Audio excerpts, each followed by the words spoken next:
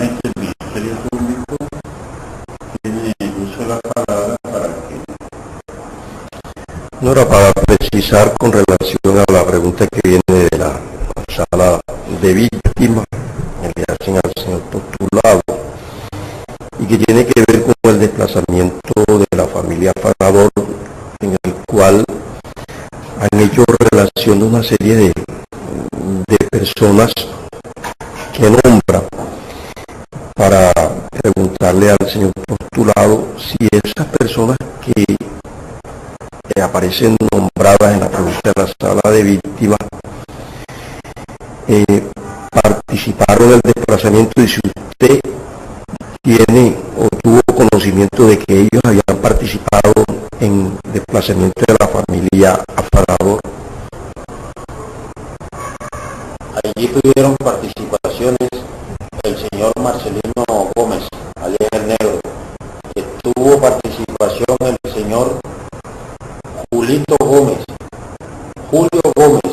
conocido como Julito, que era la persona donde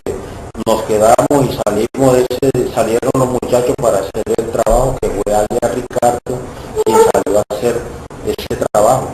El hijo de ese señor que vive ahí frente al acueducto, que es uno gordo, es apellido Andrés Quintana Gómez, era vigilante en ese tiempo de la línea y colaboraba para las autodefensas del grupo de Pablo. Y la señora Marbeli Suárez, que tiene conocimiento del hecho, y la señora Lorena Ramírez, que era la persona donde se quedaba el comandante Fernando, y conocido con el área de Hércules. Si tienen conocimiento y si tuvieron que ver en el desplazamiento de la persona, ya que ellos fueron los que